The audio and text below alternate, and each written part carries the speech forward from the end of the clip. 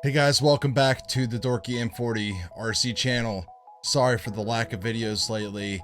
Got a pretty good excuse. Lost a member of our pet family, one of our oldest girl, Aria. I'll show a couple pictures of her here.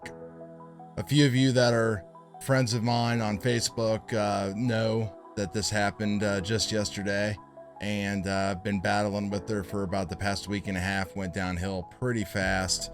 And it's just sad right now, not gonna lie. It's really tough. We're here to talk about the end of drag racing season fast approaching, and winter is coming.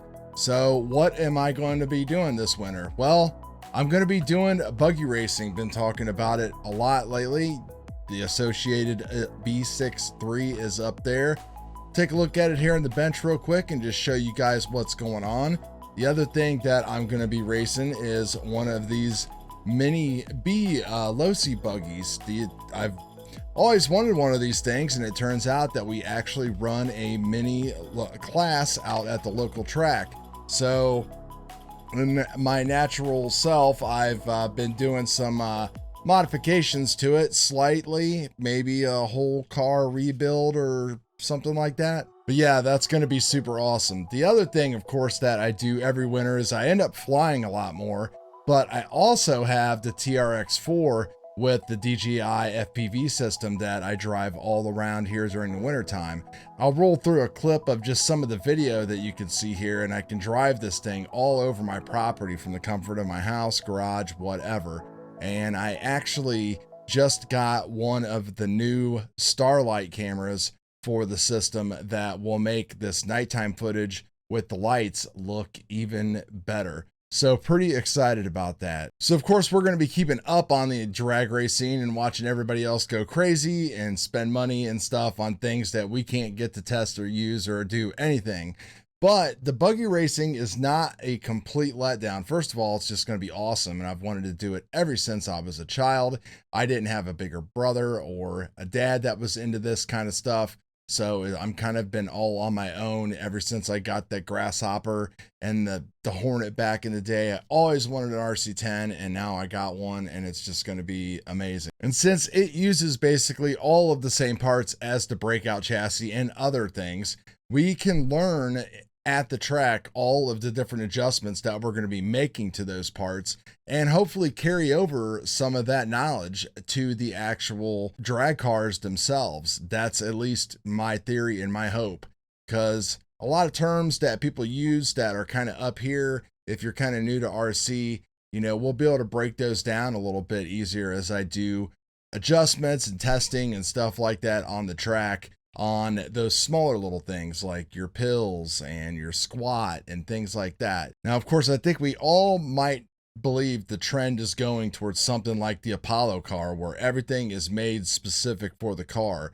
You don't really take like a buggy kit and like a bunch of carbon fiber and smash it together and get something that you drive. But we really don't know what's going to happen. We all know, I think that development is going to be pretty slow just due to all of the things that are going on in the world, which is unfortunate, but maybe we won't miss out on a whole lot this winter with all of that kind of stuff. That's kind of why I made the move to Castle, because it was one of the newest generation ESCs, and I don't believe that anybody else will get anything out before then. Hopefully we see some firmware updates and things like that, but who knows? So let's just take a quick look at this associated build, and I'll show you the parts that we're going to throw on the Mini B here.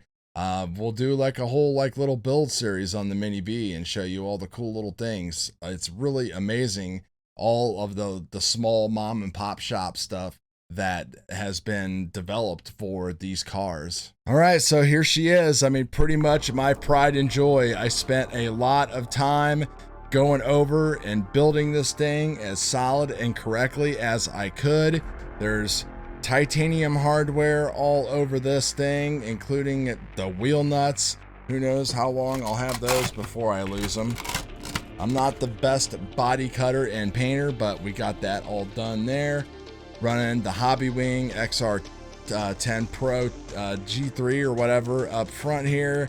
Sanwa, of course. BKS servo, and playing around with a few of these different carbon fiber battery mounts. We've got the fan there for the engine. Gearing's all set and ready to go. Got the ride height, the shocks built correctly. A lot of learning went into this as far as how to get all of this stuff set up a lot better. So I was able to apply a lot of the skills that I learned in the drag racing and building that car over to this. So it made things a lot easier. But yeah, we've got titanium turnbuckles, just everything. So it's pretty much my dream build. We're running a 17.5 Phantom on there as well. It's just, it's going to be just fantastic. Can't wait. So yeah, that's pretty much my dream car right there.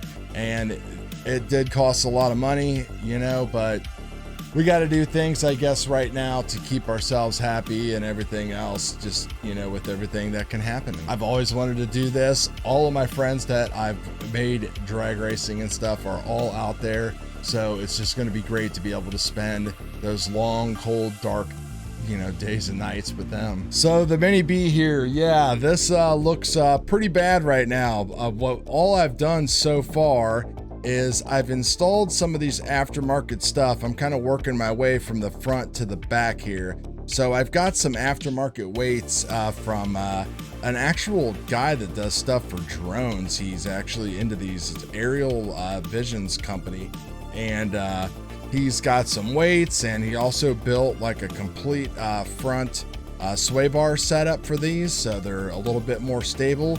And with the weight, it gives you the measurements here. So I drilled out the servo so I can relocate the servo up front and use an actual servo horn instead of the servo saver, which is going to fix things up. We've got the standard brushless system that we're going to be putting into this thing. We're going to be changing out the diff, changing out the shocks, changing out the arms, springs, everything. I've got a box full of parts to put into this thing. I'm almost ashamed to say that it's probably, the cost of the parts are probably 2 to 3 times the cost of the car at least.